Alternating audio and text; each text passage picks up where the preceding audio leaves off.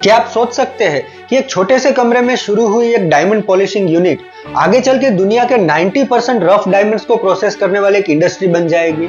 मैं बात कर रहा हूँ सूरत की डायमंड इंडस्ट्री के बारे में, जिसकी वजह से सूरत आज दुनिया भर में डायमंड सिटी ऑफ इंडिया के नाम से मशहूर है। सालों से लाखों लोगों को एम्प्लॉयमेंट देने वाली ये इंडस्ट्री आज अपने काफी बुरे वक्त से गुजर रही है।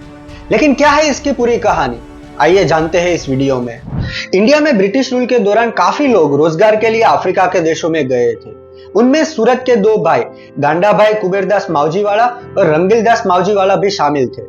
अफ्रीका से लौटने के बाद सन 1900 में गांडा भाई और कुबेरदास ने सूरत में वाड़ी फड़िया एरिया में एक छोटे पैमाने पर डायमंड कटिंग और पॉलिशिंग का काम शुरू किया था।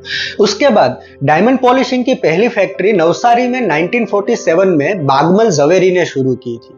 फिर 1960 के बाद सूरत में भी डायमंड फैक्ट्री शुरू हुई, जिनके मालिक मोस्टली जैन कम्युनिटी के लोग थे और सौराष्ट्र के पटेल कम्युनिटी के लोग उनके यहाँ कारीगर के रूप में काम करते थे। अमेरिका और दूसरे वेस्टर्न कंट्रीज में डायमंड की डिमांड बढ़ने की वजह से 1970 के बाद सूरत में डायमंड इंडस्ट्री तेजी से डेवलप होने लगी। शुरू में जैन कम्युनिटी के लोग ट्रेडिंग में थे और सौराष्ट्र के लोग मैन्युफैक्चरिंग में। धीरे धीरे सौराष्ट्र के लोगों ने भी फैक्ट्री शुरू की और ट्रेडिंग भी शुरू किया। एक छोटे से कमरे से लेकर मॉडर्न हाईटेक फैक्ट्रीज तक अपने दम पर खड़ी हुई ये इंडस्ट्री अब तक दुनिया भर का ध्यान अपनी ओर खींच चुकी है। एक एस्टिमेट के मुताबिक सूरत में लगभग 5000 से ज्यादा छोटी बड़ी डायमंड फैक्ट्रीज है, जिसमें 10 लाख जितने लोग काम करते हैं। इस इंडस्ट्री का एनुअल टर्नओवर अराउंड $24 बिलियन का है। अगर आप दुनिया भर में कोई भी 10 डायमंड्स चुन ले, देयर आर हाई चांसेस कि उन 10 में से 9 डायमंड्स सूरत में ही पॉलिश हुए होंगे। इससे यह बात प्रूव होती है कि सूरत दुनिया का सबसे बड़ा diamond cutting and polishing centre है, जो दुनिया भर के लगभग 90% रफ डायमंड्स प्रोसेस करता है। Russia, south Africa, Botswana, Zimbabwe जैसी कंट्रीज से रफ डायमंड्स इंपोर्ट किए जाते हैं। फिर उन्हें पॉलिश करके तैयार करने के बाद वेस्टर्न कंट्रीज या फिर चाइना या हांगकांग में एक्सपोर्ट किया जाता है, जिससे यह इंडस्ट्री हर साल इंडिया के लिए $10 बिलियन का एक्सपोर्ट रेवेन्यू जनरेट करती है। दिसंबर 2023 में सूरत में मुंबई के भारत डायमंड बुअर्स के बाद इंडिया का दूसरा डायमंड ट्रेडिंग सेंटर सूरत डायमंड बुअर्स भी बनाया गया। यह दुनिया का सबसे बड़ा डायमंड ट्रेडिंग सेंटर है, जो 6 लाख स्क्वायर मीटर में फैला हुआ है। साथ ही ये दुनिया की सबसे बड़ी ऑफिस बिल्डिंग है, पेंटागन से भी बड़ी। लेकिन ऐसा बिल्कुल नहीं है कि इतने सालों में इस इंडस्ट्री में कभी डाउन ट्रेंड नहीं आया। 2008 के ग्लोबल फाइनेंशियल क्राइसिस के वक्त ये इंडस्ट्री अपने सबसे खराब वक्त से गुजर रही थी। फाइनेंशियल क्राइसिस की वजह से वेस्टर्न कंट्रीज में डायमंड्स की डिमांड में भारी गिरावट आई थी, जिसका इंपैक्ट सूरत की डायमंड इंडस्ट्री पर हुआ। उस वक्त के भारत के डायमंड एक्सपोर्ट्स, जो कि ज्यादातर सूरत से होते थे, उसमें 30 से 40% की गिरावट आई थी। कई सारे इंटरनेशनल बायर्स ने पेमेंट्स डिले कर दिए या तो डिफॉल्ट कर दिए थे, जिसकी वजह से सूरत के डायमंड मर्चेंट्स को लिक्विडिटी इश्यूज का सामना करना पड़ा था। इस दौरान लगभग 1 लाख से ज्यादा लोगों ने अपनी जॉब्स गंवाई थी, क्योंकि डायमंड फैक्ट्रीज या तो शट डाउन हो रही थी या अपने ऑपरेशंस को स्केल डाउन कर रही थी।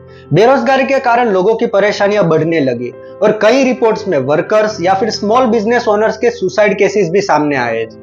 जो लोग सौराष्ट्र या किसी और रीजन से यहाँ इस इंडस्ट्री में काम करने के लिए आए थे, उनमें से बहुत सारे लोग वापस चले गए और वहां जाकर अपनी पुश्तैनी जमीन पर खेती वगैरह करने लगे। आज के टाइम में भी ये इंडस्ट्री एक स्लो बट ऐसी ही सिचुएशन से फिर से गुजर रही है।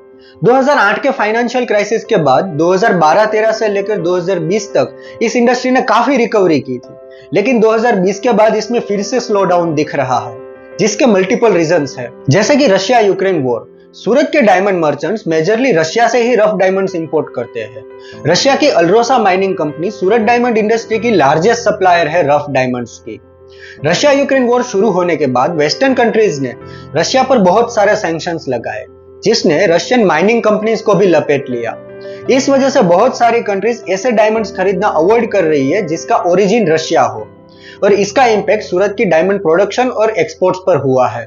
दूसरा रीजन है फॉलिंग ग्लोबल डिमांड्स। बड़े मार्केट्स जैसे कि यूएस, चाइना और यूरोपियन कंट्रीज में पॉलिश डायमंड्स की डिमांड्स काफी कम हो गई है, जिसकी वजह से इंडिया के डायमंड एक्सपोर्ट्स में भारी गिरावट देखी गई है। जो एक्सपोर्ट्स 2022 में $23 बिलियन के आसपास थे, वे 2024 के एंड तक $12 बिलियन होने का प्रोजेक्शन है।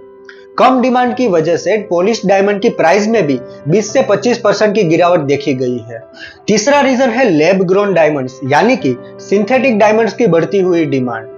आजकल सिंथेटिक डायमंड्स काफी पॉपुलर हो रहे हैं क्योंकि ये नेचुरल डायमंड्स की कंपैरिजन में सस्ते होते हैं और इको फ्रेंडली भी माने जाते हैं। सूरत के कई सारे डायमंड मर्चेंट्स अब इस सिंथेटिक डायमंड की ओर शिफ्ट हो रहे हैं। डायमंड इंडस्ट्री में इस रिसेशन की वजह से बहुत सारी डायमंड कंपनीज ने वर्कर्स को ले ऑफ करना भी शुरू कर दिया है।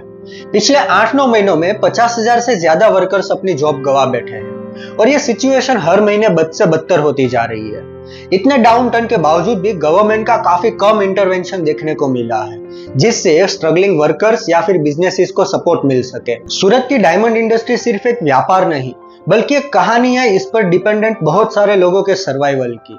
लेकिन बदलते वक्त और नए चैलेंजेस के सामने कैसे ये इंडस्ट्री अपने अस्तित्व को बनाए रखेगी, ये देखना अभी बाकी है। आज के लिए इतना ही, मिलते हैं किसी और वीडियो में।